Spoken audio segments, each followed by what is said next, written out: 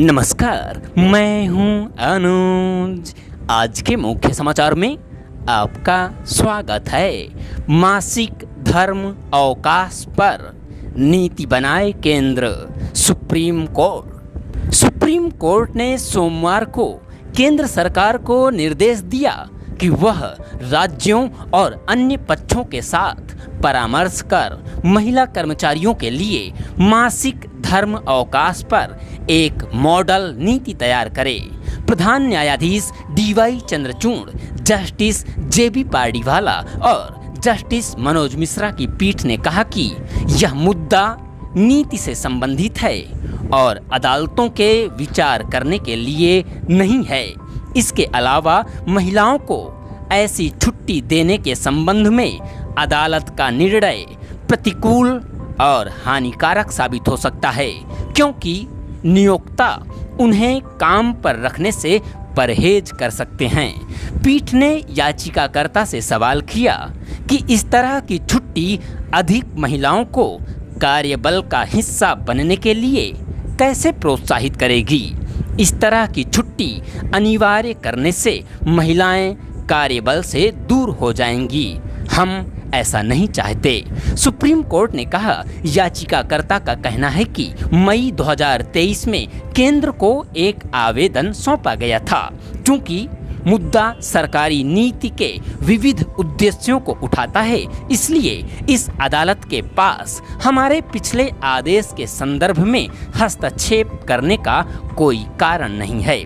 हालांकि पीठ ने याचिकाकर्ता और वकील शैलेंद्र त्रिपाठी की तरफ से पेश वकील राकेश खन्ना को महिला एवं बाल विकास मंत्रालय के सचिव तथा अतिरिक्त सॉलिसिटर जनरल ऐश्वर्या भाटी के पास जाने की अनुमति दे दी।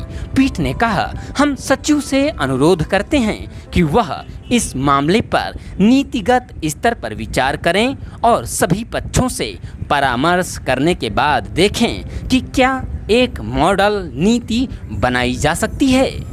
मासिक धर्म स्वच्छता उत्पादों के वितरण पर नीति अंतिम चरण में। केंद्र सरकार ने सोमवार को सुप्रीम कोर्ट को बताया कि स्कूल जाने वाली किशोरियों को मासिक धर्म स्वच्छता उत्पादों के वितरण पर राष्ट्रीय नीति तैयार करने का काम अंतिम चरण में है। प्रधान न्यायाधीश डीवाई चंद्रचूड़ और जस्टिस जेबी पार्डीवाला की पीठ ने केंद्र की ओर से पेश अतिरिक्त सॉलिसिटर जनरल ऐश्वर्या भाटी की दलीलों पर गौर किया और नीति तैयार करने के लिए 2 महीने का समय देने के उनके अनुरोध को स्वीकार कर लिया। शीर्ष अदालत कांग्रेस नेता और सामाजिक कार्यकर्ता जया ठाकुर की याचिका पर सुनवाई कर रही थी, जिसमें केंद्र और राज्यों को कक्षा 6 से 12 तक की छात्राओं को मुफ्त सैनिटरी पैड उपलब्ध कराने और सभी सरकारी सहायता प्राप्त और आवासीय स्कूलों में अलग से महिला शौचालय सुनिश्चित करने का निर्देश देने की मांग की गई थी।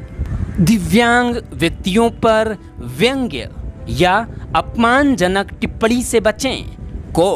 सुप्रीम कोर्ट ने पहली बार दिव्यांग व्यक्तियों पर व्यंग्य करने या अपमानजनक टिप्पणी से बचने को कहा है। इसके लिए फिल्म, डॉक्यूमेंट्री और विजुअल मीडिया निर्माताओं के लिए विस्तृत दिशा निर्देश जारी किए हैं। प्रधान न्यायाधीश डीवाई चंद्रचूड़ की अगुवाई वाली बेंच ने सोमवार को एक मामले पर सुनवाई करते हुए कहा कि दिव्यांगों से जुड़े मामले में सेंसर बोर्ड को स्क्रीनिंग की अनुमति देने से पहले विशेषज्ञों की राय लेनी चाहिए। पीठ ने फैसला सुनाते हुए कहा कि शब्द संस्थागत भेदभाव पैदा करते हैं और दिव्यांग लोगों के बारे में अपंग और मंद बुद्धि जैसे शब्द सामाजिक धारणाओं में निचले दर्जे के समझे जाते हैं। दिव्यांग लोगों की वास्तविकताओं को दिखाने का प्रयास करना चाहिए, बजाय इसके कि केवल उनकी चुनौतियों को दिखाया जाए।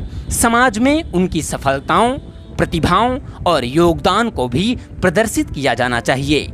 उन्हें ना तो मिथकों के आधार पर चिढ़ाया जाना चाहिए और ना ही अपंग और असमर्थ के रूप में प्रस्तुत किया जाना चाहिए।